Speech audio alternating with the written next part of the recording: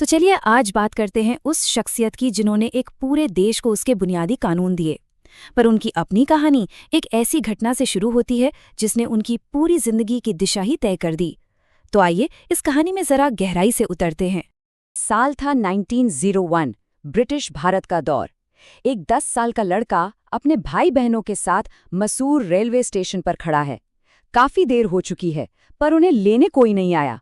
अब धीरे धीरे अंधेरा घिर रहा है और बच्चे की घबराहट बढ़ती जा रही है। जानते हैं, ये सिर्फ एक सफर में हुई देरी नहीं थी।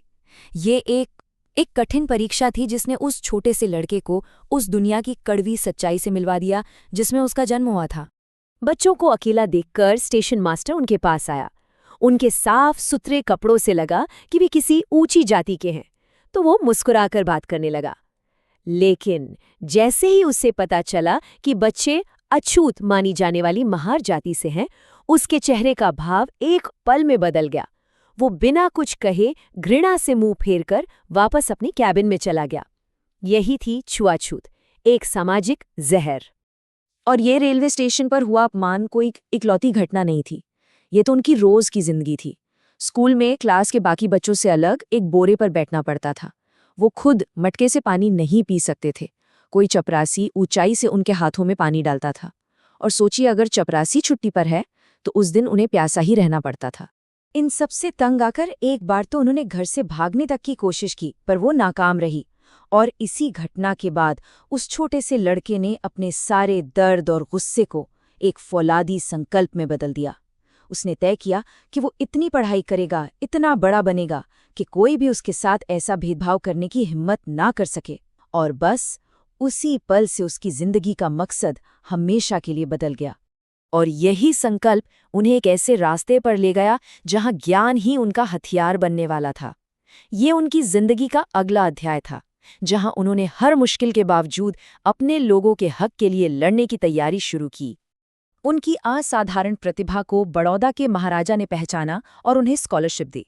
उन्होंने बॉम्बे यूनिवर्सिटी से बीए किया और फिर पहुंचे अमेरिका की मशहूर कोलंबिया यूनिवर्सिटी, जहां से उन्होंने एमए और पीएचडी की।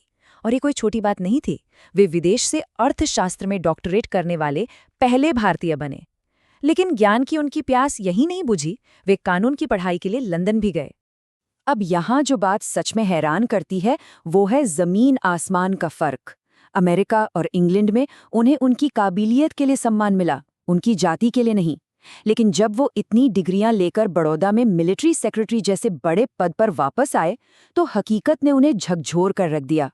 ऑफिस में लोग उनकी मेज पर फाइलें फेंकते थे, उन्हें पीने का पानी तक नहीं दिया जाता था। और हद तो तब हो गई जब सिर्फ उनकी जाति की वजह से उन्हें एक गेस्ट हाउस से बाहर निकाल दिया गया। इस अनुभव ने उनके इरादे को और भी ज्यादा पक्का कर दिया।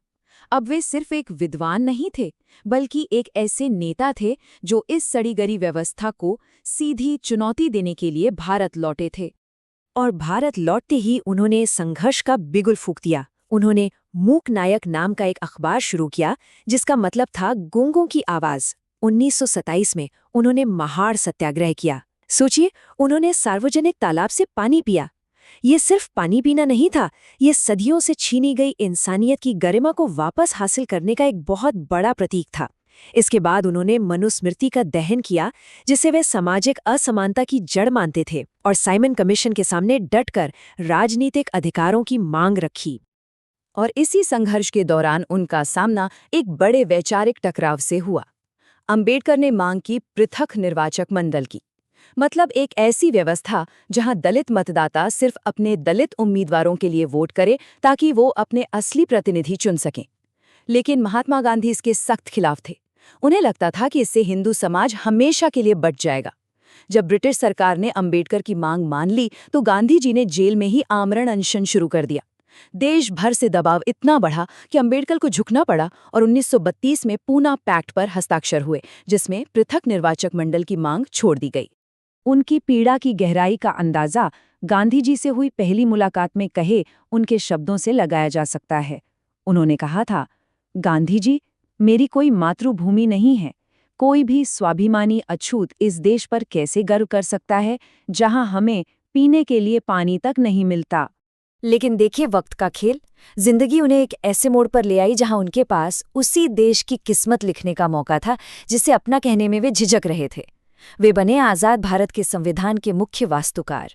और ये कोई छोटा मोटा काम नहीं था। संविधान की ड्राफ्टिंग कमेटी के चेयरमैन के तौर पर उन्होंने और उनकी टीम ने दुनिया भर के लगभग 60 देशों के संविधानों को खंगाला। इस विशाल काम को पूरा करने में लगे पूरे 2 साल, 11 महीने और 18 दिन। और नतीजा क्या था?